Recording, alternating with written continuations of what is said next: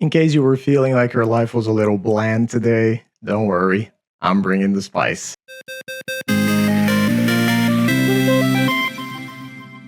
Salutations, everyone! My name is Pietro, and I hope you're all having a great day today.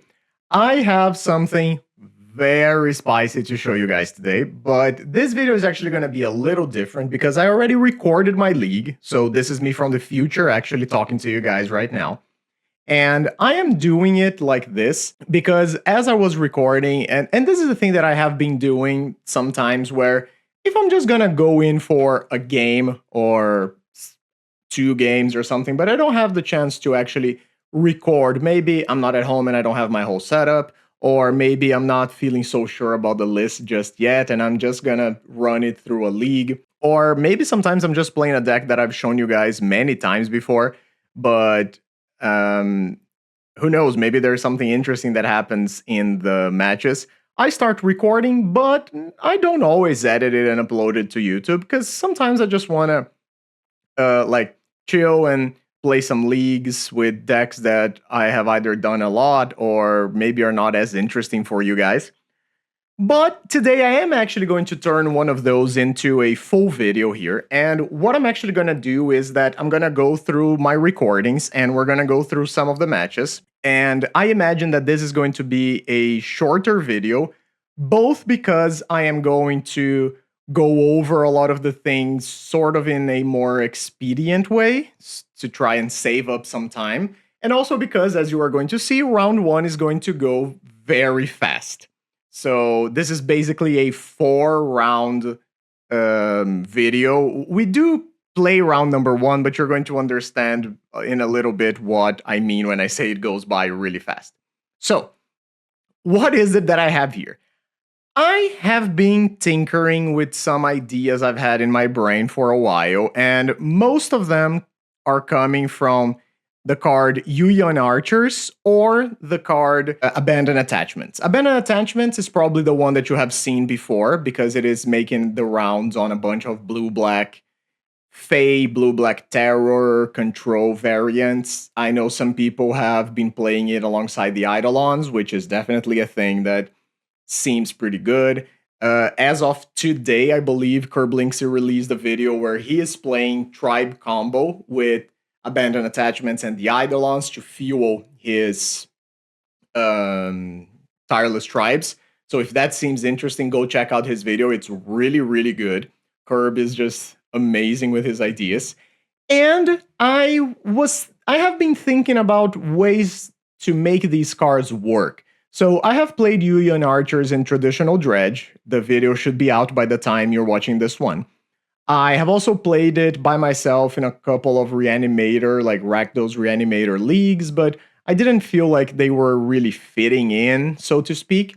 So I had an idea yesterday. I am recording this actually the day after my latest stream of like live gameplay and whatnot here on in my LGS. And as I was watching some of the decks play, I was having some ideas cooking in the back of my mind, and then when I got home, I started like furiously, I'm not going to say scribbling, but I started furiously editing my Moxfield list of decks. And I decided that I wanted to try to do something that uses the dredge mechanic and the graveyard, but sort of flies away from the traditional axis of the deck. So traditionally, the dredge decks are black and green, and because those are the colors that make the most sense. And then a lot of the time you're going to splash red, or you're going to just fully play red. We have the red dredge lists. We have had some variations of like True Jund or Green-Black Axe dredge decks and whatnot. But what I was thinking mostly about was that Cathartic Reunion is a really good card, but it's very bad in a metagame where most people, or not most people, but where a lot of people are playing some sort of Blue X deck. We have a lot of blue terror, blue-black terror, blue-black fairies, traditional fairies, Scred fairies, and Cathartic Reunion doesn't play well with counterspells at all. It gets absolutely blown out. And even in a deck that wants to send its cards to the graveyard, that's not a good thing. So I started thinking about Thrilling Discovery, which is basically the same card, but it costs a white mana as well.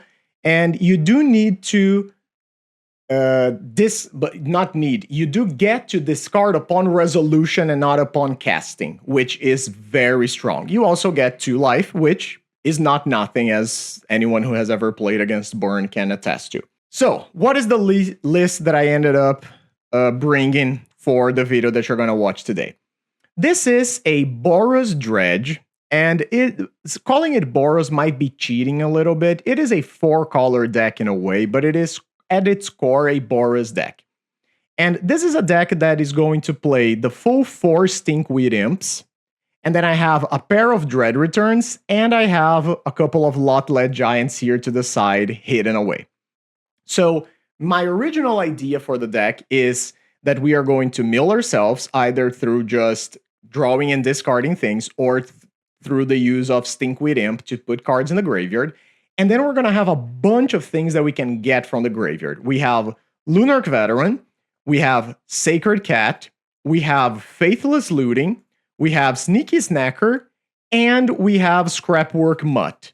And then the all-star of the deck, Molten Gatekeeper. I have played this card many times before, and I really, really enjoy it. So you're going to see that there are a lot of options here to use from the graveyard, which is not usually a thing that we get to do.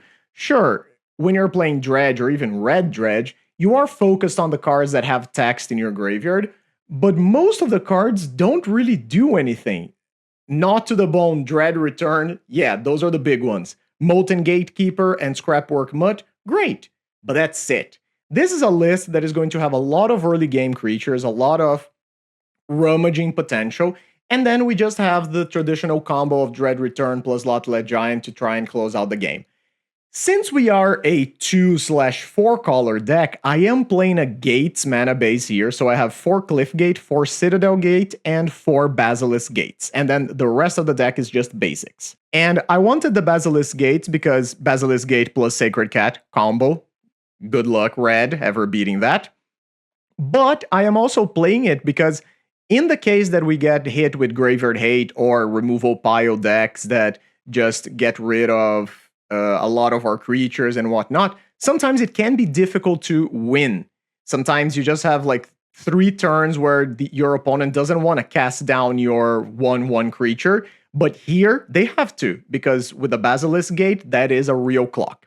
I'm also playing a Singleton Rally the Peasants just to try and get that little bit of Boros bully action here. There were a lot of cards that I considered for the deck that didn't make the cut, but at the end of the video, I'm also going to talk about why they didn't make the cut and why some of them are going to be coming back into the list. So watch to the end of the video if you want to hear about that. Sideboard. I brought 4 Siege Smashes.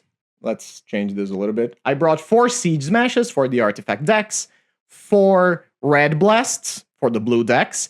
I have 3 Thraben Charm, and I wanted something versatile here, and Thraben Charm might seem weird, but I'll explain why in just a moment. So I also have 4 Impact Tremors, and my idea is that against decks that are very grindy, Jund, Black Control, Pestilence, Gardens, Affinity, things like this, the Impact Tremors a lot of times can just take over the game.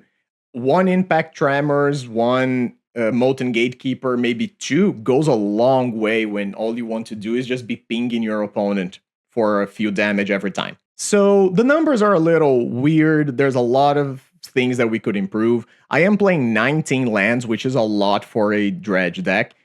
But we are going to watch the games together, and then we are going to see the things that have worked or the things that have not worked. And I am going to probably go through a lot of things in a... I mentioned this already before, right? I'm going to go through them maybe a little faster than I usually do. But I promise that the situations that are interesting, I'll try to stop and talk about them a little bit. So without further ado, let's get into the games. See you in the matches. Hey, just wanted to plug my Patreon real quick. I recently started it, and if you're interested in watching more of my content, there are always exclusive videos over there, at least 1 per week. And all the content that I release is going to be released there a week in advance before we're being released on YouTube. So if you just want to help out, support me, enjoy what I do, or if you got a spicy deck that you want me to try out or maybe try to improve, hit me up. Thanks. All right, and here we go. We are going to be playing this video of the matches on Windows Media Player. I don't actually have any idea of another software that I could do this with. And since this is just the first time, I'm just gonna go with it. And then you can tell me later if you think this is rubbish and maybe I shouldn't be doing this at all. If you have better suggestions or whatever, let me know. So, round 1, we are here against NMT Skull94, a player who is notorious for playing red aggressive decks such as Madness, Rally Red, and things like that. We are on the play, which is very important for us here. And I keep a hand that has mana, has colors of mana that we need, and has triple snacker. So this is a hand that would get rewarded handsomely if we could get something like a Thrilling Discovery or a Faithless Looting or something like that. You can see me pause a little bit here as I go for the Citadel Gate because I'm not sure which color I should name. There was the possibility of naming black. But I just go for that, and then I am going to play the Sacred Cat, play the Mountain, pass the turn, and we actually see that he is playing Rakdos Madness, not the traditional one, and I do get a Thrilling Discovery here, which is big game. So I get to discard a pair of Snackers, and I get to immediately bring them back, as well as gain 2 points of life, and actually 3 points of life after I attack with the Sacred Cat. And this just causes our opponent to forfeit the match itself. So we did start off very hot. It was just an insane sequence of events there. However, I do think that they were considering that we were some sort of Boros Gates deck and not really the sort of strange mix, like graveyard dredge strategy that we are playing. But regardless, that is where we are at for this first part of the league. In round number 2, we are actually going to play against Jason, MarshFlats on MTGO, the host of Strata Games, a really good YouTube channel. Go check him out if you haven't already.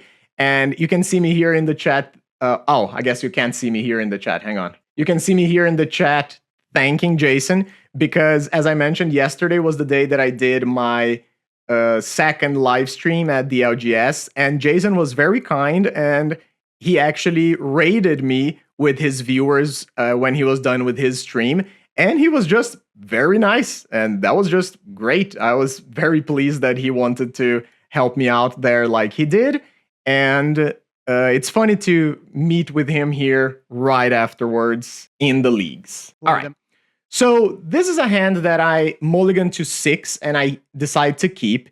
The Basilisk Gates do have a real impact in this deck because, as you are going to see, we are pretty low to the ground overall, and there are going to be many situations where we don't have the colors of mana that we need early on, and having a land that taps for colorless is a real cost. So I go Faithless Looting, discard an Imp and a Lunarch Veteran, which is the thing that I can get back eventually. And it seems like Jason, my first thought is that he is playing Black Sacrifice. So turn 2, I could go for the looting, but I think that's pretty mana inefficient. So I'm just gonna go for the Mutt. And I decide to discard the Faithless Looting here because it is card disadvantage overall. And we do find the Citadel Gate, which is very important for us to continue our game plan here. Jason cycles a Lorien Reveal, finds an island, plays it. And then at first you're like, yeah, so this is blue-black something. I mean, it is blue-black something, but then he plays a Black Mage's Rod, which makes me very confused about what is happening. But okay. Here I take another natural draw, mostly because I'm still looking to hit more land drops. And also because one of the things you're going to notice over the course of the league is that there are going to be quite a few situations where, yes, I have Thrilling Discovery, and it is a great card, but you do need cards in hand to discard to it. So if you have a single card in hand and it's a Thrilling Discovery, or even it plus another card, it doesn't do anything. So I choose to go for the mana-efficient play here, for the Molten Gatekeeper to make sure I can get a few points of damage through. And also, since they are playing blue-black, Black Mage's Rod, it seems like they are maybe on a slower deck. So maybe I have some time to set up my things. And I'm going to skip here just a little bit. And you can see that Jason goes for a Hopeless Nightmare, which forces me to discard either my 1 white source or the Thrilling Discovery. And I do go for the Thrilling Discovery here because the Citadel Gate is just too important. And I am also going to start dredging right now. We hit a pair of Sneaky Snackers, which is extremely interesting here because I didn't have a good 3-mana play to make. And now, boy oh boy, do I have one. Oh no, actually I don't because I dredged, so I couldn't do the Sneaky Snacker play just yet with the Faithless Looting in the graveyard.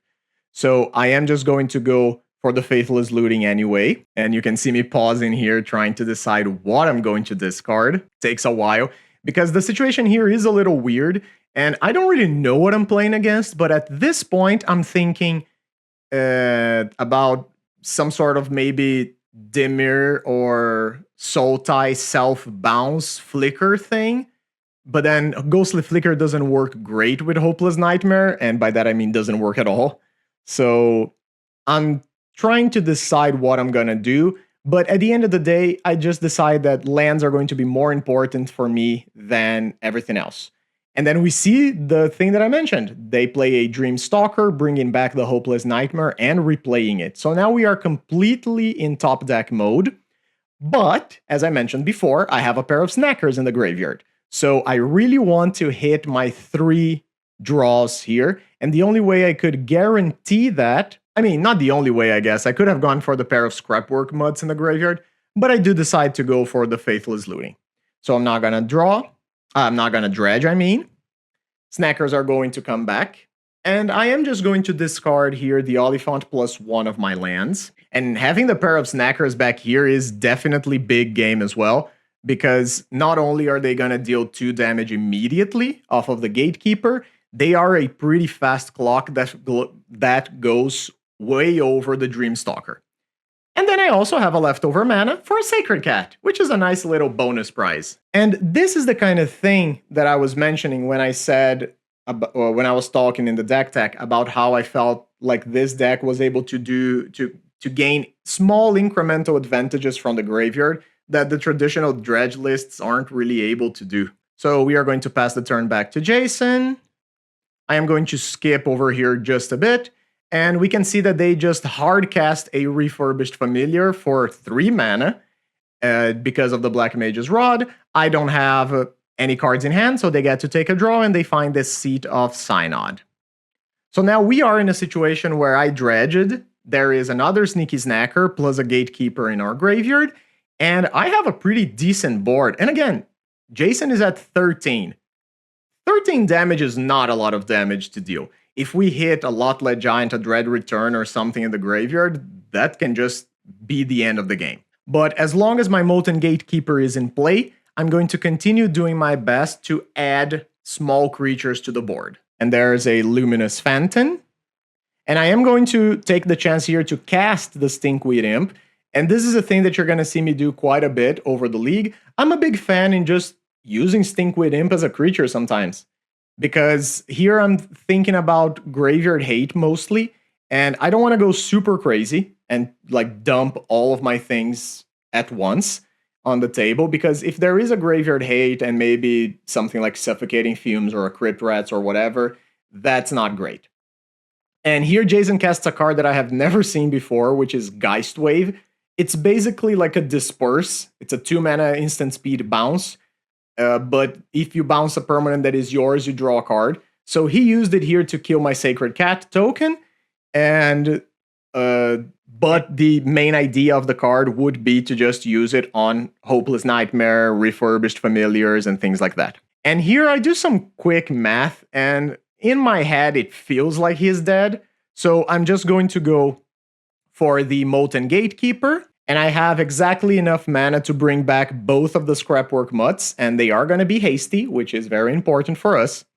So the Scrapwork Mutts are going to come in.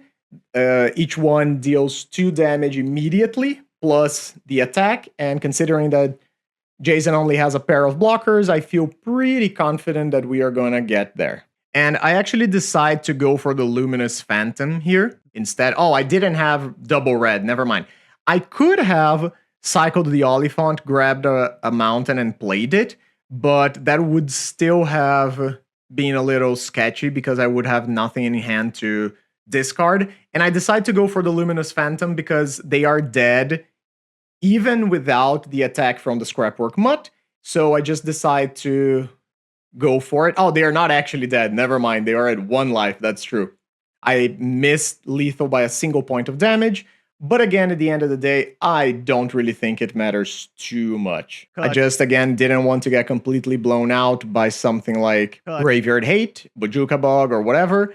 And I just leave the bodies in play. And that's fine. And then here, a few moments later, Jason concedes after playing a Cryogen Relic. So, for the sideboard, I am going to bring in the Red Blasts because I want to be able to counter things like Cryogen Relic and Dreamstalker and whatnot. And I am going to cut the reanimation package here. That still leaves 4 more cards for me to cut, and I am deciding if I want the Impact Tremors or not, because this feels like a grindy, slow deck. So you're going to see me cut the whole thing, and including the Stinkweed Imps.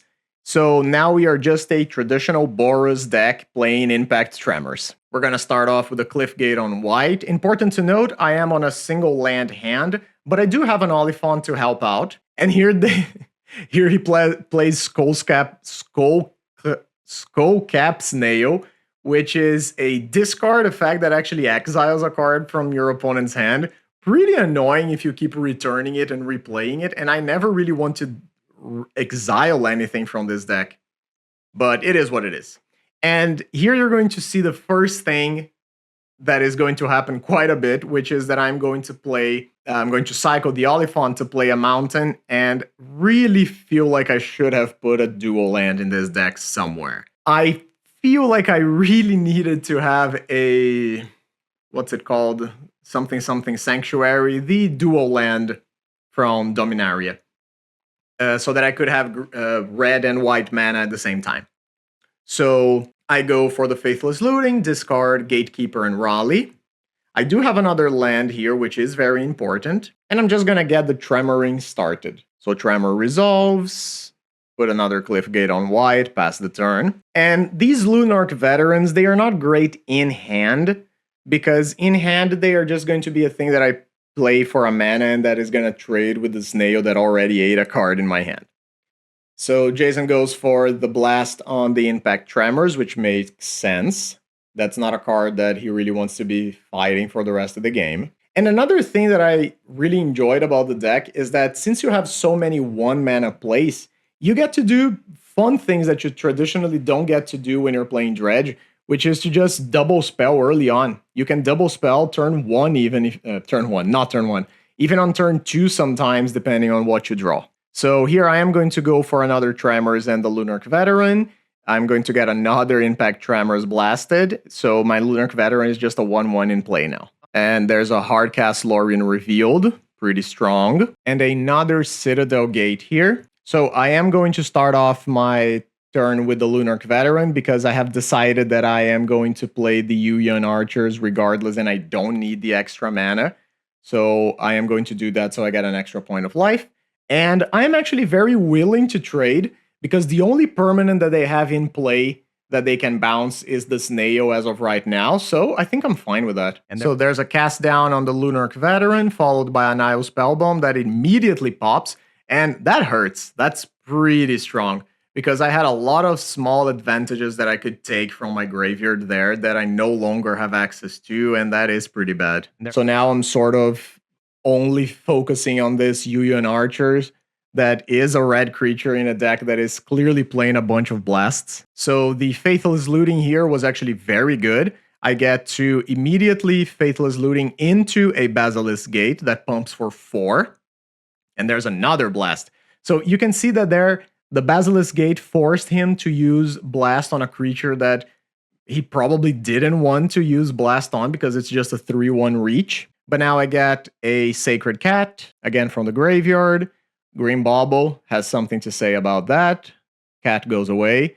And another Graveyard Hate in the form of Bojuka Bog. So now I am fully at the mercy of my top deck. And as much as Basilisk Gate is great in multiples at this point in the game, I do need something to put them on. And there's the situation that I mentioned earlier, where I have a Thrilling Discovery. Great card, very powerful. Unfortunately, can't really cast it right now. And something in my hand is gonna get hit by the Refurbished Familiar, and might as well just discard the Thrilling Discovery itself, because otherwise I'm gonna be here all day just trying to get to 3 cards in hand so I can discard it. And that is, again, another reason why... Oh, wait, no, I gotta save that for the end of the video. Never mind. We'll talk about it later. So there's a Ghostly Flicker, flickering the Relic and the Rat. I decide to call it quits there because Jason is gonna make me discard one of my last card and draw 2 extra cards. I feel like that's good enough. So I take a quick look at the sideboard, but decide I don't want to change anything just yet. In retrospect, I would have probably made some changes from the list that I'm playing right now. The 60, I mean. But I am just going to be fine with it for now here. On the play, this is a hand that feels pretty good. I have the colors that I need. I have a Sneaky Snacker to go to the graveyard via the Scrapwork Mutt. And actually, I find a Thrilling Discovery off the top. Absolutely a great card here. We get to discard the Snacker and the Sacred Cat, and immediately get the Snacker back. And this Rally the Peasants is a real thing here, by the way. Like, this is a card that can straight up kill people out of nowhere if they block wrong, or don't block sometimes. There's this Nail again, and I am just going to get rid of an Oliphant here. It's just a weird looking mountain anyway. Swing for 2, and immediately go for the Gatekeeper again. I'm just gonna go for the play that is the most mana efficient. Also because it's a thing that gets to attack into the Snail. Alright, so on turn number 3, we have Jason just play a Black Mage's Rod once again and pass the turn, likely holding a Blast, which makes sense. So I just decided I'm gonna go around it. No need to worry about Blue Blast if you're just playing white cards, or colorless cards in this case. So I just go for a Lunarch Veteran, pinging 1, a Scrapwork Mutt, pinging 1 and gaining 1. And I am able to get rid of one of my things here, and I do decide to go for the Sacred Cat. At this point, I want to hold the Rally the Peasants as long as possible in my hand. Not even because I'm thinking about double casting it, even though that is a thing that could eventually happen. But actually because I just don't want to tip Jason off to the fact that I might have that thing. So I'm just trying to see if he wants to play in maybe a way that is a little more reckless than he should. And here he goes for the double block, trading with my Molten Gatekeeper. After the fact that happens, I sort of rethink on it, and maybe I don't know if I should have attacked, because now I'm left with a bunch of X1s on the ground, or on the battlefield, and if I get hit by Graveyard Hate, I lose a lot of small value here again. There's a Refurb, get rid of a mountain, and there is the Bojuka Bog that I mentioned. That is pretty annoying. So there's the passing of the turn, and I do have a Red Blast here to target any counterspell shenanigans that might happen. And we are actually going to see the Refurb block the Snacker, which is not a thing that I was really expecting. And I decide that I don't really want to Rally the Peasants for just 4 damage, so I decide to just hold it back. So we have another Snail, forcing me to exile the other card in my hand.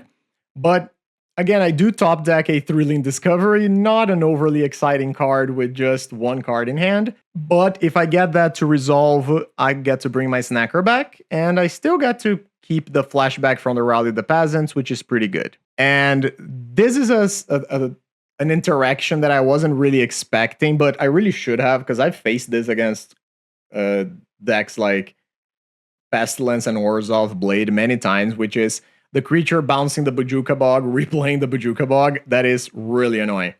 So I try to go for the Thrilling Discovery, gets hit with a counterspell, and all that's left for me is to play a Sacred Cat. So now we are sort of in a stalemate, and I'm trying to think of what Jason might have in hand. At this point, I'm thinking about reactive cards, right? Hydroblasts, counterspells, things of the like. Maybe even something like a Cast Down, because at this point he doesn't need to hit anything. So there's a Faithless Looting. And at this point, I still discard the Sacred Cat. So I get to immediately replay it. On second thought, maybe I shouldn't have really done that. Because again, if I do it and I get hit with something like Arms of Hadar or Fumes or whatever, it is going to suck pretty bad. But it doesn't seem like Jason has anything like that. And there's the Oliphant. Again, just a weird looking mountain. And I just go for the Faithless Looting so I can get my Snacker back. And there's the card that I've been looking for. The Basilisk Gate is definitely the thing that can help me close this game out. Now, keep in mind, at this point I have a single gate in play, 2 now, which is not very impressive. But having a Sneaky Snacker, that definitely changes. It shortens the clock from 5 to 3, which is big game for us. And now I do discard the Raleigh, so I get to hold up the Red Blast. And Dreamstalker here, I didn't even think at first about the Bojuka Bog play again. I was just thinking about Black Mage's Rod and how I didn't want to face another blocker. But he does go for the Bojuka Bog play once again. And I imagine that is just so he can get rid of the Raleigh in the graveyard. I don't know how great that was, but I guess I just felt frightened by it. And now here we get to see the Basilisk Gate do its thing and just start pumping and hitting and clocking our opponent way faster than it would have been to just slowly attack with the 2-1. That's just another passing of the turn. And here, unfortunately, I don't have mana to do both. I can't play the Gatekeeper and activate the Basilisk Gate. So I actually decide that I don't need to activate the gate, because it is a 2-turn clock regardless, so I would rather deploy a threat now and then maybe use the gate to close out the game next turn. So here comes another Black Mage's Rod, but as long as there is no flyer, I am good. So Basilisk Gate goes on the Snacker to try and close out the game, and that's it. GG's, we win the match. Basilisk Gate, pretty good. I also really liked Jason's list. I thought that was a very interesting combination of cards, but unfortunately at the end there, he didn't have the density of bounce creatures like Core Skyfisher and Glinthawk to keep rebuying his artifacts. But that's it. We are now 2-0. Let's go to round number 3. Hello, and welcome back to round number 3. Yes, it is a different day. And I couldn't finish the recording of the thing yesterday, so I just had to leave it and come back to it today. We are now playing against ArturCosta, a player who usually is playing elves, which means that it already feels like I'm gonna lose the match when I get paired. And honestly, this is also one that I'm gonna do my best to go through quickly, I feel like, because, well, you're gonna see. So I kept a 6-card hand here that I actually think has potential because I have a gate to go on 1. I have a Basilisk Gate to continue doing the thing. And it is indeed elves. But I liked this hand because theoretically I could have gone something like Scrap Orc Mutt on turn 2. Now I could even go like Sacred Cat with the Cliff Gate and whatnot. But at the end of the day, elves is a really bad matchup any way you try to slice it for dredge decks and similar. And here we already can see why. Elves has 3 big payoff cards, or 3 big important cards, I should say. You gotta deal with Priest of Titania, you gotta deal with Timberwatch Elf, and you gotta deal with Well-Wisher.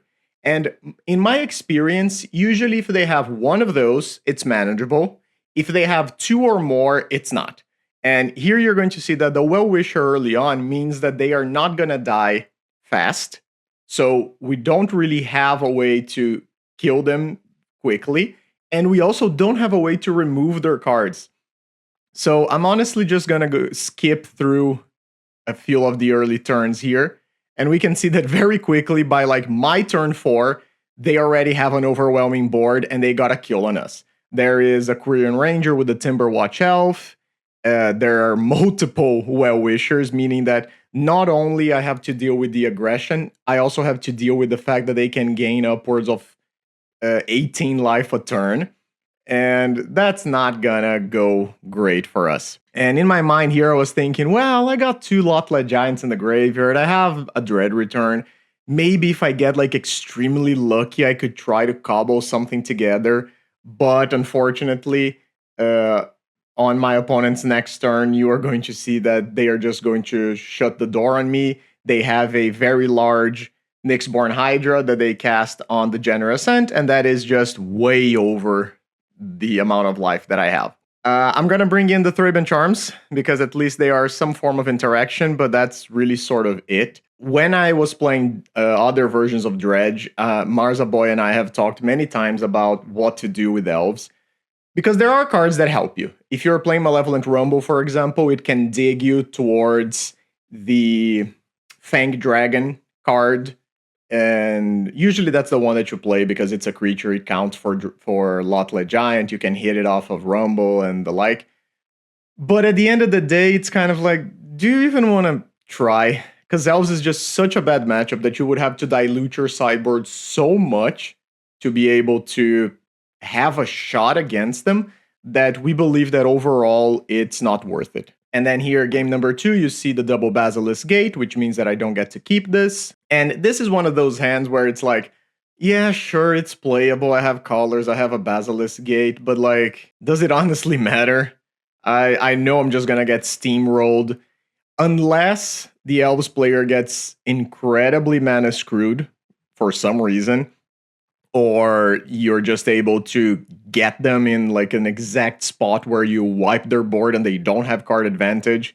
I feel like outside of that situation, the matchup is pretty close to unwinnable. So I play my archers, I get some cards going in the graveyard, but then you see the dreaded turn 2 Quirion Ranger into Priest of Titania opening. I am going to attack, they have no need to block, my clock is not fast enough. And there's already a Lead the Stampede here. Lead the Stampede only hits 2 cards, but they're pretty good. It's a Well-Wisher and a Fairy Macabre.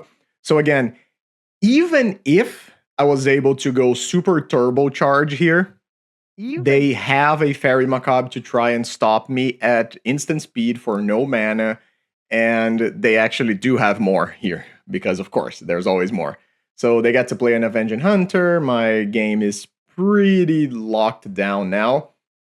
And again, knowing that there is a Well-Wisher coming, even finding a Stinkweed Imp here, which even finding a Thrilling Discovery plus a Stinkweed Imp, which would usually be pretty good, they are just too fast for us. And without interaction, I don't really feel like this is a matchup that I have a shot at winning. So I'm going to skip over a few turns. We can see that they deploy the Well-Wisher, the Timberwatch, and that's it.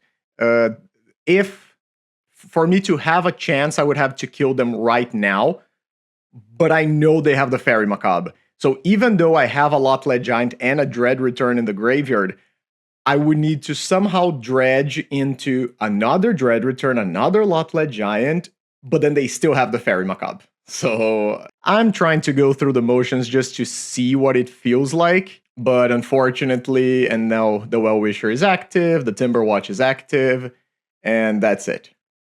So I just die here. I die. Elves is a really bad matchup for us. Let's go to the next round. All right. In round number 4, we are on the play against Vesuvan Doppelganger.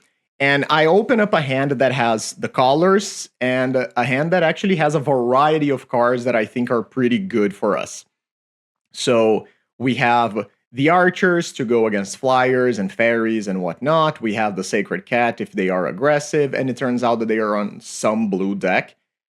So I'm going to play, I'm going to play the starting turns here, considering that they are probably going to be Terror, because they didn't play anything on turn 1, and usually Fairies wants to deploy something on turn 1, right? Turn 2, they don't do anything either, so I'm going to go ahead following with that idea in mind.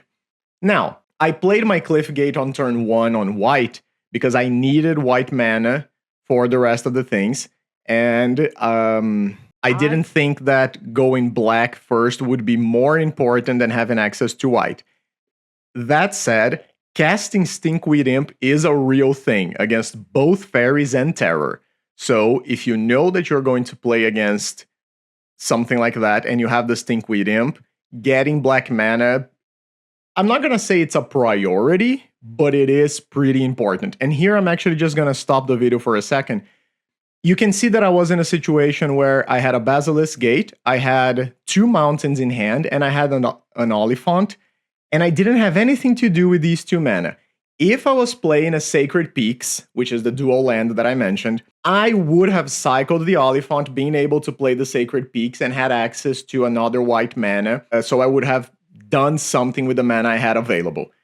Again, I do think that this is a deck building error, so I do believe that it would have been better for me to have at least 1 Sacred Peak in the deck list. But I just go here with my Sacred Cat, leave up some mana. Sacred Cat, obviously, pretty good if we are playing against Terror, because eventually as I get more lands into play, that Basilisk Gate is definitely has the potential to become a real thing. So opponent is going to Brainstorm, and they actually tank on this Brainstorm for a while. Lorien revealed to clear out the Brainstorm.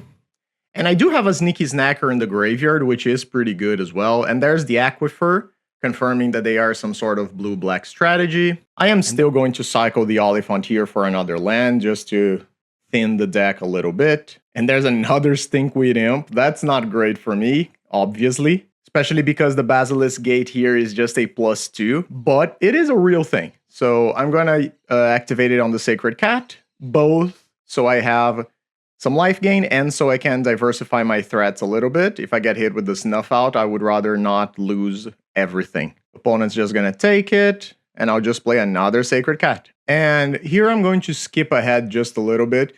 And I get blown out quite a bit by the Suffocating Fumes that comes down.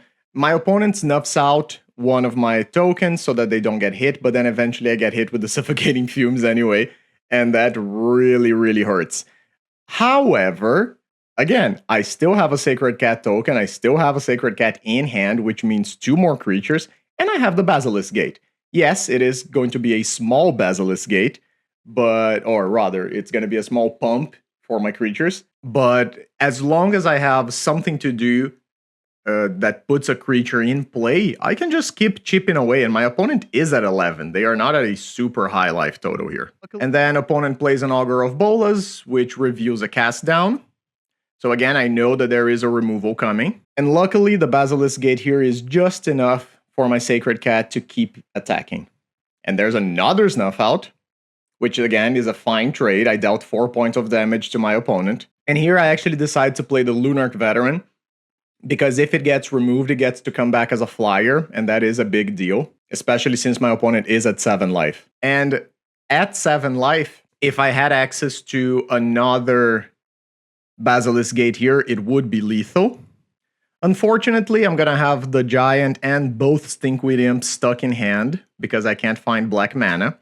And that Murmuring Mystic is a pretty big deal, because that is just blockers for days here. And with my opponent having 6 cards in hand and the Murmuring Mystic, I get into the unenviable situation of being attacked by an Augur of Bolas, meaning that very likely there's going to be a ninjutsu coming in, and then I have to decide, do I want to throw away one of my creatures? Because if they feel confident enough attacking, it definitely means that I'm not going to be in a good spot. They still have 7 points of life, meaning they can free cast another Snuff Out without much trouble. I'm not playing Lightning Bolts or anything. And I draw yet another uncastable. So that is definitely pretty bad. Things are not going great. So I just concede here because I know there's no way I'm going to get through this. My attack would just be for 3 points of damage, which would be 3 points of life actually, because they can free block on the Murmuring Mystic. And again, 6 cards in hand, active ninja. I don't feel like I got a shot here.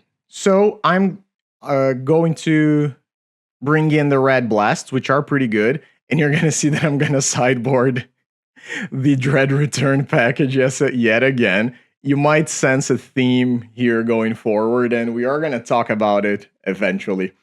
So also, pardon for the mismatched Red Blasts. I didn't catch that until I was already in the games. So, what was I saying? Yeah. So, you're going to see me do this quite a bit over the league. I'm not going to cut the Stinkweed Imps because they are decent, and it seems my opponent is just playing some sort of like blue-black control. But the fact that they had Ninja of the Deep Hours does tell me that maybe this is like a version of Fae. They just didn't draw the Fae. All right. So we have a pretty good hand to start us off here. We have double gates, which means that we actually get to select the colors that we want. We have an Oliphant for an extra land drop, and the Faithless Looting plus Snacker and Stinkweed Imp is pretty strong. So there's just an island and a passing of the turn. Drawing the Basilisk Gate is pretty good.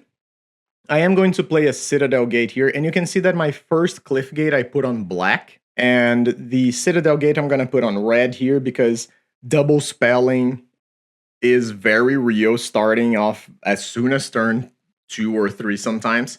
So I want to leave the ability to do that. And here I got to leave up a mana, which can become a Red Blast, and if nothing else, I can just cycle that Oliphant for another land drop. And keep in mind, in this matchup, Stinkweed Imp just dies to cast down.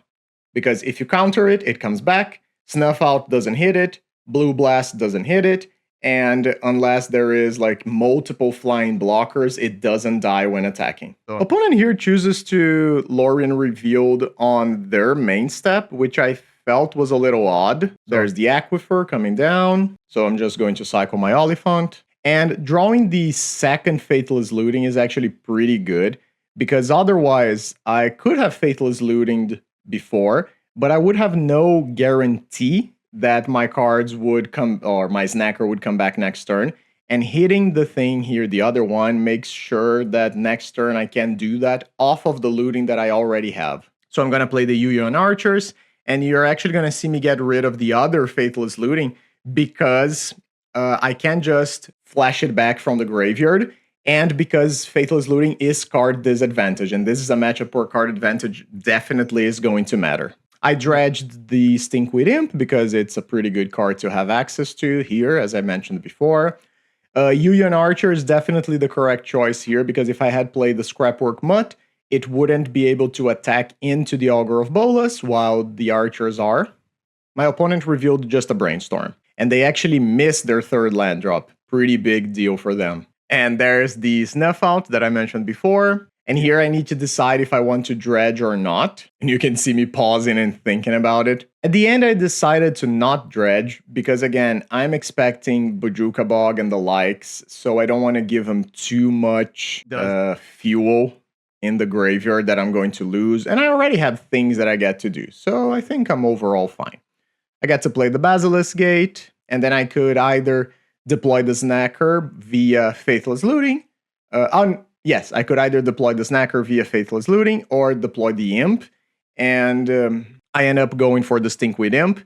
Now, an interesting thing is that since I already have an Imp in the graveyard and I have a Mutt in hand, I now have the option of dredging next turn, and then if I want, like say I hit an extra Snacker or something, I get to Looting and Mutt off of 5 mana to guarantee that I bring those back. And if not, again, I can just Basilisk Gate and hit for 4. That's a respectable hit. That doesn't force me to add more to the board. There we see the Fairy Seer, which means that they are indeed blue-black fairies, and we just didn't see any fairies game 1. But opponent still misses their land drop, and they go bottom-bottom on the fairy. You're going to see me go for the Imp here, and there is another Snacker, which is great for us. So I'm going to attack. I Faithless Looting, get some stuff, go through the Scrapwork Mutt trigger, and then both of my Snackers are going to come back, which is excellent for us again. So now we have a pretty wide board, which is exactly the kind of thing that we want. And pay attention to my opponent's clock here over the course of the game. You can see that they are already almost 4 minutes behind us on the clock, and that definitely can be a thing. So the Fairy Seer is going to come in here. That attack, I feel, is actually great, because it means that they are desperate enough that they feel that they need to ninja, but I have so much damage on the crackback. And again, 3 of my creatures are black, so I don't even need to worry about Snuff Out. And here I actually dredge, and I find the Rally the Peasants, so I have a pretty easy kill. I just get to go bring back a Gatekeeper, attack with everyone, Rally the Peasants, and that is way over lethal. Even if my opponent has the Snuff Out, we are good. And they Snuff Out, which is fine. It is 4 points of damage for 4 points of damage, and they die. So they stumbled there a little bit, but we played very well. We got a little lucky on the dredge, but getting lucky when you are dredging, it's It's one of those things where you need to work up to a situation where getting lucky is even a possibility. So that's what we did. But now again, we need to do the same thing on the draw against the tempo deck, which is not very easy. But this is a hand again. I got the Snacker, I got some early creatures, and I have the necessary amount of mana to deploy them. I am going to keep this 7-card hand. It's pretty good. Opponent starts off on a Fairy Seer going top. Scary. And you're going to see me go Citadel Gate here and put it on black because we saw how good Stinkweed Imp can be. And here's the Fairy Seer attack. And no Ninja leads me to believe that we are probably going to be facing a Stutter. And opponent actually goes second main phase Brainstorm, which is pretty interesting for me. And then they just go Lorien Revealed immediately to shuffle that away and get their Aquifer, which I don't know if I love. So I'm just going to go Mutt into discarding the Snacker because then Faithless Looting brings it back later. There's the Aquifer, there's the attack. No need to block just yet. Or rather, I don't have the chance to block just yet, right? And there's the Ninja, which means that I am free to resolve my spells on my turn, and I am going to take advantage of it, you bet. Another Snacker is good. It would be better if I had access to Thrilling Discovery, for example. But even without it, it's still pretty good because I get to attack and then I get to do all the things here. So I get to go blast your ninja, so I am free from that for the future. I get to go looting and I get to go something else, which in this case is going to be a Sacred Cat from the graveyard. I could have gone for the Lunarch Veteran into Snacker so I gain a point of life. I just ended up going for the Sacred Cat, but you do see... No, I do make a mistake here, yeah. I should have definitely gone for the Lunarch Veteran. I think I decided halfway through that I didn't want the Sacred Cat for some reason. Maybe like if my Veteran dies, I get to bring it back as a flyer and something like that. But I do think that was just poor sequencing. That is a point of life that I miss here. Augur of Bolas, pretty good at stopping the ground offense. And they reveal an Arms of Hadar. Now, this is a thing that I felt with the list. We are very soft to Arms of Hadar, to Suffocating Fumes and things like that. And at least here I know that the Arms of Hadar is coming, so I get to play around it accordingly. Thrilling Discovery is a pretty good draw as well because of the Sneaky Snacker in the graveyard. But my opponent does have a mana up, which could be a blast. So I'm actually going to start off with an attack because this attack is free. And what I'm going to do here is that I get to cycle the Oliphant for an untapped land, and then I just get to Faithless Looting from the graveyard, which is actually pretty good because I get to throw away maybe these Embalm and Disturb cards that I have access to, so that I can just replay them from the graveyard later on. And yeah, I send the Scrapwork Mutt instead of the Lunarch Veteran. I think that that's a fair thing, especially because the Mutt can be an attacker later on. And my idea here is that if they cast Arms of Hadar, they need to tap out, and then I get to come back with the Thrilling Discovery, regain some life, and bring my Snackers back. So my opponent's going to play a Seething Landscape, and they don't actually do anything, which means that when I draw that Basilisk Gate, it is exactly the kind of thing that I want. I get to put it on the Scrapwork Mutt, so the power actually makes a difference here, and I get to just attack in. So now my opponent is in a situation where they either need to interact with what I'm doing, which means that they are going to spend cards 1-1, or maybe even sometimes half to 1 because I'm just getting these cards free from the graveyard, or they just need to accept that they are going to get beat down and they need to cast the Arms of Hadar, which is what I'm trying to force them to do. And we can see again, the Basilisk Gate is just really good, even as just like 2 extra points of damage, but it actually means that it is 4 points of damage because my Mutt wouldn't have been able to attack otherwise. And here I'm leaving up a mountain representing a Red Blast, and I am perfectly content with just holding the creatures as they are. So there's the Arms of Hadar, which is the thing that I didn't want to see. The Augur of Bolas is just going to get in for a single point of damage. So I get to go Yuyan Archers, see if they respond, because if they counter this, it's fine. I would rather than counter this than the Thrilling Discovery. And I find a Cliff Gate. And then here, yeah, I have the chance of casting the Thrilling Discovery, but if I cast the Scrapwork Mutt, they don't get to counter it anymore. So I can just do that, make sure I go through a card in my hand, and I get my snackers back without the fear of them getting hit by some sort of counter magic. I get rid of a Lunarch Veteran because I would rather have a 1/1 flyer, and I get to even hit for 2. So it's pretty good. And I keep representing that I have a blast in hand. Play the Cliffgate for sure. I am now getting to a situation where double white can definitely matter for something like Lunarch Veteran or Luminous Phantom from the graveyard. And I'm just playing slow here, no need to go super crazy. So this is 4 mana for another Arms of Hadar, and here comes what feels like the biggest blowout in the matchup. I get hit with Arms of Hadar back to back into Crypt Incursion. So my opponent now goes all the way up to 34. I no longer have a board or a graveyard. However, I do find another Basilisk Gate, and I just have the Thrilling Discovery to go through these cards in my hand if I want. So I had to decide here, do I want to play the Basilisk Gate and just pass the turn back, or do I want to get some bodies in play? And I end up deciding to go for the bodies. So I discard the Lunarch Veteran, and I get 3 creatures, which is great for us. Especially because Molten Gatekeeper is definitely a good card here.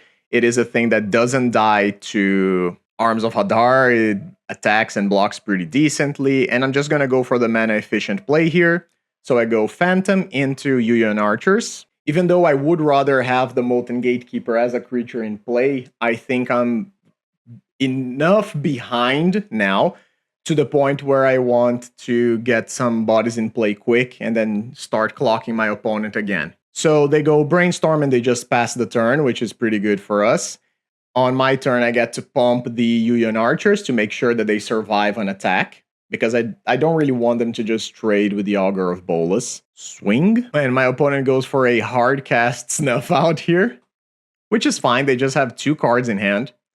So we get to gain a point of life and still connect for 1. And then once I go to my second main phase, I get to just cast the Molten Gatekeeper and pass the turn. Unfortunately, the Gatekeeper gets hit with a counterspell. But again, without a source of card advantage, my opponent is just passing here. Another thing that is in the back of my mind is that as long as I have a flyer that can attack, if my opponent deploys a Monarch, I get to contest the Monarchy pretty well. So let's keep trying to clock them down. The Luminous Phantom here is going to get in for 4 points of damage, and I'm still going to have mana left over for a Stinkweed Imp. And here comes yet another Snuff Out hard cast, which again is fine. And then the Stinkweed Imp. So my opponent has a single card in hand now, and I still have a flyer that can continue to attack into them. And again, eye on my opponent's clock. They are currently 8 minutes behind us. No attacks because Stinkweed Imp is just that strong. We're going to keep doing what we've been doing the last few turns, which is pump up and swing in. 4 points of damage. And then here I need to decide what exactly I want to do. I believe I'm just going to go for the Sacred Cat and hold up the Oliphant. So Spell Stutter gets to eat my Sacred Cat, which is fine. I can just bring it back immediately, and I do. And I'm probably going to hold this Faithless Looting to either go through cards that don't do anything, or to save them for a moment where I can bring a Snacker back. However, this is a situation where my opponent can start attacking for quite a bit if they want. Not for quite a bit, but if they go something like Fairy, put in a Ninja, pick up the Fairy again, that can be pretty annoying. I'm going to Oliphant just to thin the deck here.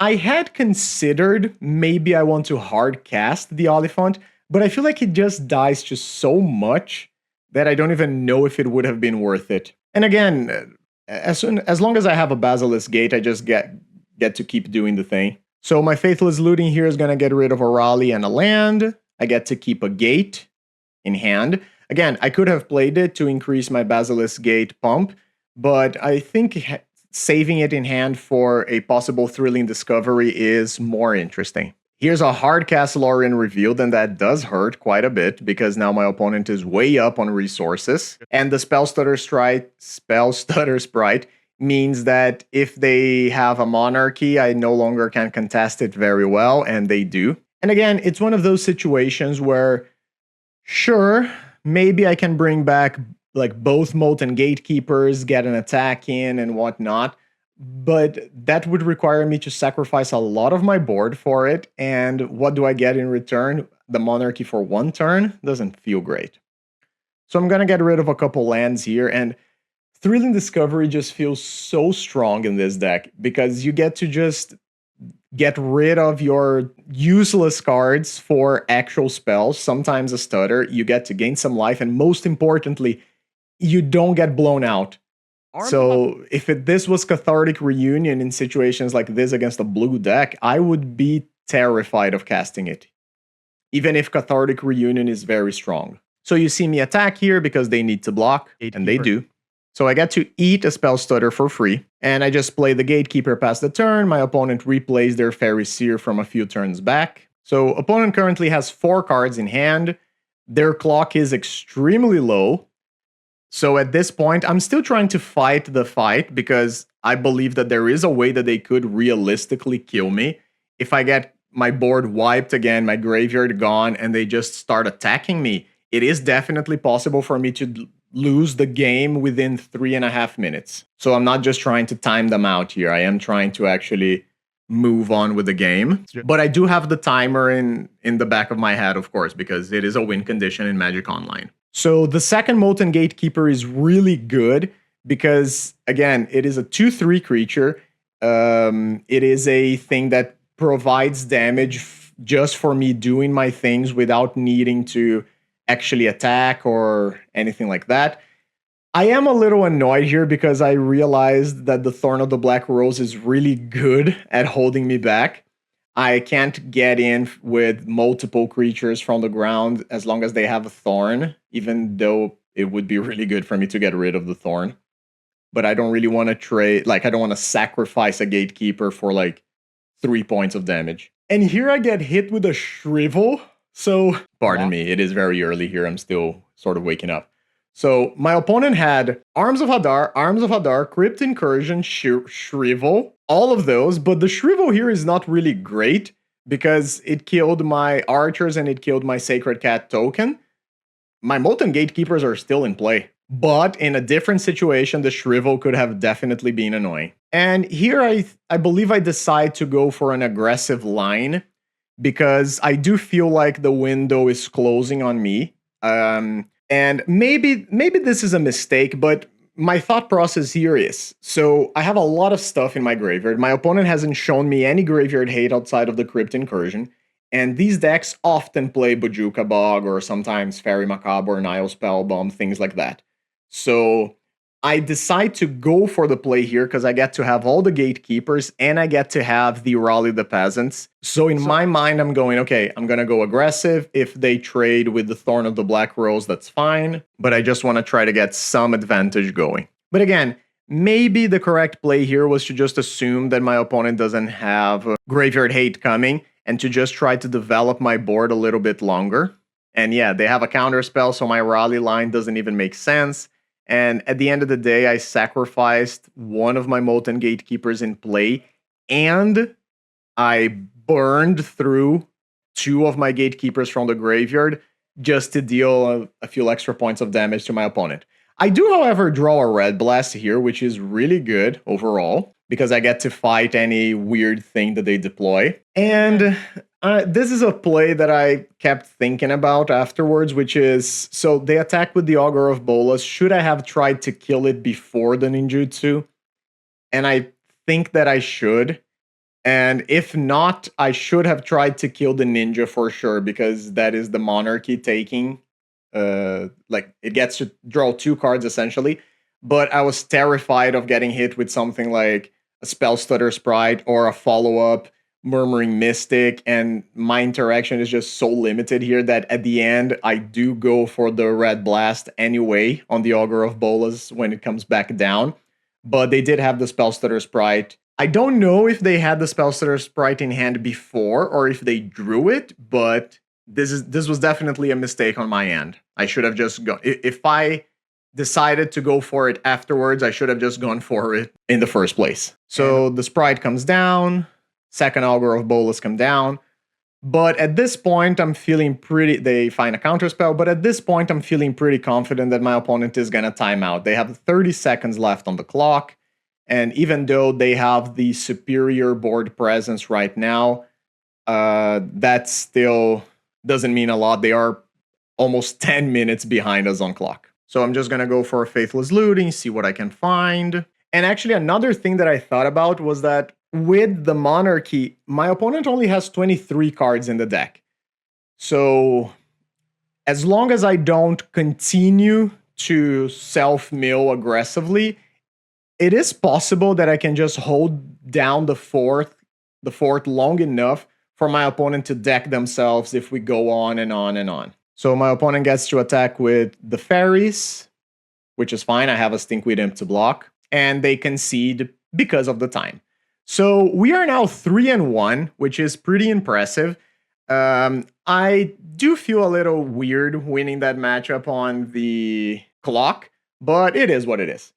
So let's go to the final round. So we are here on the draw against RickArt, and this is a hand that is slow, so if it is an aggressive deck, I don't want to keep this, but it has some things going for it. However, the Lot-Led Giant is in itself a mulligan already, and this is a hand that has a single land that isn't a gate, so I don't really want to keep that, and this hand is by far the best. So I'm just gonna ship back the other things, and I'm just gonna hope that Thrilling Discovery gets to carry us. It is another blue deck, so let's just go for Cliffgate, and I almost put it on blue here. Again, this is a thing that you can do. You can just put one gate, like one of your off-colors be black, which is a good choice, and then another gate further on be blue. I think overall that's not great to do early, but if you go a little longer and there's a moment where like, oh, I haven't drawn any snackers, I have this gate that I'm gonna play, it doesn't hurt to play it on blue, because if you draw the snacker, you can just cast it without having to discard it first.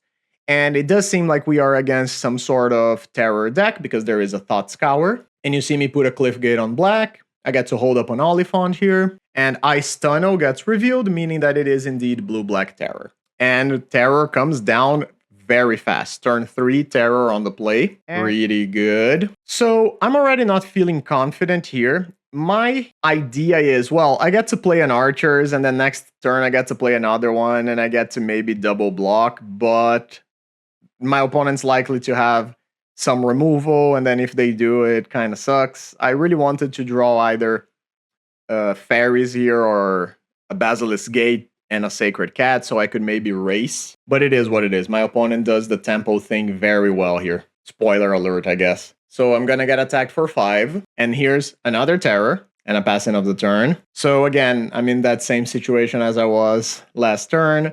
I might just need to suck it up here and go Archers into something else. I could have played the Veteran first, but I wanted to go Archers because maybe I find a snacker or something to go off of the Thrilling Discovery. But unfortunately, I find the Basilisk Gate, but I need to discard it if I want to play the Thrilling Discovery. So maybe the correct play here was to discard the Veteran, because that leaves me open with the chance of still casting the Veteran this turn. And I just go Thrilling Discovery, get rid of some cards, double block the Terror, Snuff Out blows me out, and I feel comfortable conceding here. I don't think I'm coming back from that one. So, you guessed it, blasts come in, the reanimation package goes out, and I'm actually going to bring the Thraben Charms in here because they are good as Graveyard Hate, and they are just good as removal. I'm going to have enough dorks lying around where I get to do the thing, and I'm going to cut the Yuyon Archers because they don't really do anything particularly well here. There's no Delver of Secrets that I need to trade with. They are another red spell to get hit by blasts, so I'm going to try to avoid doing that. All right, here we go. Game number 2. Citadel Gate on 1. The blast here is pretty good. I am just going to immediately go for the Thrilling Discovery, and then I get rid of the Snacker and the Veteran, both cards that get to come back. Snacker comes back immediately, very important to have a clock. And my opponent immediately goes for an Abandoned Attachments, discarding their own Snacker. Another Red Blast is obviously strong. Let's just swing for 2. I want to be aggressive here. I don't want to be on the defense. And just go for a Scrapwork Mutt. Get rid of the Raleigh and get a Cliffgate in play. So I'm taking down my shields for a turn, but considering that they don't have a lot of things in the graveyard yet, and by that I mean like it's just a single spell, I think I'm fine with that choice. They don't attack, which is what I was expecting as well. That Snacker unfortunately doesn't get to come back right away. I'm just gonna swing with both because that's what I want to do anyway. I don't mind if they trade here. And I'm actually gonna bring back the Luminous Phantom because I do want to start holding up Blast now. Say if my opponent played something like a Brainstorm on the end step, I would be very tempted to answer that because it would just bring the Snacker back. It is just a cast down on my Luminous Phantom. I am super fine with that. That's just a card that drew me an extra card. Lorien, opponent plays the land, and there's another Abandoned Attachments, and here is a thing that I could have answered to avoid the Snacker from coming back, but I felt like having another Snacker, and with the amount of loots and rummages that I have in the deck, it would be likely for me to be able to find something to bring my own Snacker back. And I think the Red Blasts are just so valuable that I want to keep them as long as I can. And once more, the Snacker comes back tapped, so I get to hit it, I get to attack with it once before they are able to block. So I'm fine with that going. I get to hardcast a Gatekeeper here with protection, which is great. And they go for the Blue Blast, at which point it's good that I haven't played my land, because now I get to go Blue Blast on their... I get to go Red Blast on their Blue Blast and play a Mountain, meaning that I still hold up Red Blast. There's a Terror, and I sort of am compelled to fight the Terror here, because if it comes into play, then I have to pay extra mana to respond to it, and I don't really want to do that. And they have the counterspell to protect it. Yeah. And there's actually another Terror, which is not great for us. And opponent feels like they are the aggressor now. We draw a Sacred Cat, which is definitely a thing that can make a difference if I find a Basilisk Gate. So I'm going to bring back the Scrapwork Mutt, because I am just desperately looking for a Stinkweed Imp here. Again, opponent only has 2 cards in hand. We find a Looting, great find, because now my Snacker gets to come back. And I attack with the Scrapwork Mutt, it is free. I go for a Looting, and the Looting here is going to give me a Thrilling Discovery as well, which is not bad. And I'm just going to bring back the Sacred Cat. Again, I'm going to hold the land in hand so I have something to discard off of Thrilling Discovery. And something else that I considered over the course of the rounds was that maybe I really should have a single bounce land in the deck, just to get some cards back sometimes. I don't have enough gates to justify, not to justify, but to be super worried about it. But in the end of the day, I guess I'm going to have to experiment first. So my opponent attacks me for 10, and I just take it in the chin like a champ, because I know I have a Sacred Cat, and I do top deck the Stinkweed Imp, which is the thing that I really want to find here. And I'm actually surprised here when they block like that, but of course it's because they have a Suffocating Fumes, so my board is completely blown here. I'm gonna lose everything. I do get to trade with the Snacker, which is a small consolation prize. However, on the second main phase, we get to go Thrilling Discovery, it resolves, and then I get to discard my things, and I actually get to dredge once, because I took a draw this turn. And I find another Snacker, and all 3 Snackers come back. And not only I get all of the Snackers back, I also get to replay the Stinkweed Imp. So all in all, I think it was a pretty good turn. I started out with a full board, lost everything, and ended up the turn with a full board and a Stinkweed Imp, which is the best card against Terrors. My opponent still decides that they are the aggressor, which I no longer agree with. So they go for the block here. Or I go for the block, they get to bring their Snacker back, and there is a Unexpected Fangs coming, which, yes, makes sense. So, like, you're not at risk of dying super quickly, but you only have 2 cards in hand, so I don't really know what is your expectation here. And now they have a single card in hand. I decided not to dredge because I have a Faithless Looting, so I can just dredge it back if I wanted. But I do some quick math, and I realize that I actually just get to kill my opponent here with Rally the Peasants. I guess the play is a little risky, because if my opponent had a Blue Blast, they could have hit my Molten Gatekeeper, and that would have probably caused me to lose the game. So I don't know if it was the most conscious play, but again, I just had the chance to like lock the door on my opponent, shut the door on my opponent, and I decided to go for it. All right, game number 3, no changes to sideboard. They start off on a Contaminated Aquifer. We are both on 7 cards in hand, important to note. And opponent just goes for another land and a passing of the turn. So I'm expecting to get hit with a counterspell here or something along those lines. I'm going to put a Cliffgate on black because now I have a single white spell. I don't feel like I'm going to need the second white mana super soon. And even if I do, I have the plains. So opponent gets to go Brainstorm. They don't shuffle the Brainstorm, but they do Mental Note, putting a bunch of things in their graveyard, including Unexpected Fangs. And then they get to go Terror again on turn 3, but this time they are on the play, which is a little dangerous for us. And I'm just going to play the Molten Gatekeeper here, pass the turn, get hit for 5. And that does force my opponent to snuff out. And here's where things start to get out of hand a little bit. So they went Terror on 3, then they killed my dude, played another Terror, and played a Gurmag Angler. Pretty good turn 4. But I think I might have a better one. And my turn 4 play is just play a Stinkweed Imp. Now, if they have Cast Down, it is a disaster. I'm probably going to lose the game. But the Lunarch Veteran gets to gain me a life. The Stinkweed Imp is a hell of a blocker. And this is a situation where I am actually going to put the Cliffgate on blue because I have the Snacker on hand. And it is possible that I just want to play the Snacker as a blocker and then later on bring it back. Opponent is just going to abandon attachments on an island, and they're going to get in. So I am going to kill one of the Terrors. No Unexpected Fangs is a good thing. Opponent gets to go Brainstorm once again. And for my turn, I'm actually going to shift gears a little bit. So I just played the Stinkweed Imp, brought back a Sacred Cat. I dredged the Stinkweed Imp, and I start attacking. And again, even if they have a removal now, I have another chump blocker that gains me a life, so it's not the end of the world. Opponent gets to find a Snacker to the graveyard, and I actually decide here that I want to trade with the Tolarian Terror. I don't know if that's the correct play, because if I draw a Blast, the Blast doesn't kill the Gurmag, so in retrospect, maybe it wasn't the best idea. But my opponent has yet another Terror, but I still have Stinkweed Imp. And Stinkweed Imp, absolute MVP here. So I'm going to go for the Stinkweed Imp again, gain another point of life.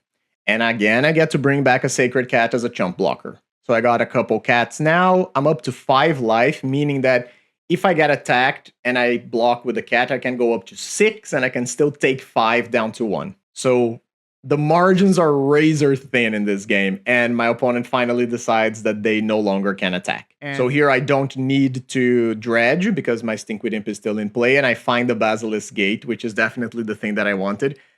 So here you're gonna see me fumble a play pretty badly, I feel like, because I just didn't pay attention to how many gates I had. So I'm gonna pump my Sacred Cat up to 5. I'm going to attack, and then actually, yeah, I pump it and then I realize that the Gurmag Angler has 6 toughness. So just sending my Sacred Cat is not the best idea, which means that I sort of like fumble my play and I need to attack and then before blockers try to cast a Thraben Charm on the Gurmag Angler. It's not gracious. It's not very well done. It is pretty risky. So luckily my opponent has 1 Snuff Out and that's it. If they had a counter spell, that would have been a disaster. If they had another removal spell, it would have been a disaster. So luckily, it worked out for us, but that was pretty badly sequenced on my end. So Thrilling Discovery, obviously great. Cast it, see if it resolves. Opponent has something to say about it, which is fine. So I'm going to take my Consolation Prize off, attacking with the Sacred Cat for 5 lifelink damage. Seems pretty good. So opponent gets to Brainstorm, bring back their Snacker. Not really concerned about it. Right now, the card that I'm most worried would be Arms of Hadar, like last game. And I'm just going to take another draw here. I'm just looking for... and again, I'm doing this because I'm conscious about Graveyard Hate, right? So as long as I get to do the Basilisk Gate and 1 spell from my graveyard, I feel like I'm doing okay. There's the Suffocating Fumes, which is overall good because it stops me for a turn, but it doesn't kill the Stinkweed Imp, so it's sort of traded with a Lunarch Veteran and a cat token, and some mana, of course. But that's not the end of the world for us. And actually here I go for the Molten Gatekeeper, just because it is mana efficient. It gets hit with a Hydroblast. But now my opponent is in top deck mode. And again, you can see the power of the Stinkweed Imp, because here the only thing that kills it in this matchup is the cast down. Again, I don't need to dredge just yet. So let's get back the Lunarch Veteran. Luminous Phantom comes in, and I get to do that again if I want. And you actually are going to see me hard cast the Sneaky Snacker here, which is pretty cool. And here I believe I hold up the Thraben Charm. I don't really know what for, because I can't kill the Terror, and I'm not going to hit a Snacker with it, so I don't really know what the point is. But my opponent is just passing, so I'm good with that too. And here I believe I'm going to try to go for lethal, because I have triple Gatekeeper in the graveyard. Gatekeeper number 2 comes in, pings for 1. Gatekeeper number 3 comes in, gonna ping for 2. And this is pretty explosive, because now I get to go Veteran. The Veteran is a Lightning Bolt. And if I want, I still get to go for Luminous Phantom from the graveyard, which is another Lightning Bolt. And I'm gonna do all of this before attacks, so I can guarantee that I have the maximum amount of damage. Opponent's gonna fall down to 3 life, and then I'm just gonna flip them sideways and send in. You see me do some quick math here of like, do I really need to attack with everybody? And I realize that I don't, because they can't snuff out anymore, and if they had a cast down, they would have. And yeah, that's it. So I'm actually pretty happy with that, and overall, we finished 4-1 with this only loss being to Elves. Now, I know that there is a pretty strong element of a rogue deck and whatnot, but I really enjoyed the list. You can definitely expect a couple things. First, I am going to play this deck again, and I promise the next time I play it is just going to be a full league. I'm going to play with the deck. It's not going to be me narrating my own games. And the other thing is that you can expect me to cut the Dread Return and Lotlet Giant package from the deck. I don't think you need it. I think you just get to play this as sort of a Mardu Dredge deck, where your plan is to bring back the dudes and gate them up and get your snackers and nickel and dime your opponent a little bit. And I got some ideas. So cards that I'm considering: Eidolons, because I can swap something for Abandoned Attachments, and then I get to play a bunch of multicolor spells and get the Eidolons back as card advantage, which would feel pretty good. I can also bring in just straight up Battle Screech. Battle Screech plus Molten Gatekeeper. Hot. That would be a thing. And definitely something that I'm excited to try out. And then mostly you get to decide if you want to keep the sort of like transformational sideboard with Impact Tremors and whatnot. I'm not settled on that just yet. So we might have to test out a couple lists to see how it performs. But yeah, that's it. I am very happy with the way things turned out. I am very happy with my deck building, minus a couple things. And I'm very happy with my play patterns here. I think that in the metagame that you are expecting is going to be very focused on terror and blue decks and whatnot, this deck might have legs. So that's going to be it for today. I'm going to plug the Patreon real quick. If you want more things, if you want extra videos, if you want deck techs and brewing processes and whatnot, check out the Patreon. If not, that's cool. You can just subscribe, leave me a comment and a message and whatnot. And I want to thank you guys for watching. Hope you have a great day, and I'll see you guys next time. Take care of yourselves. Bye-bye.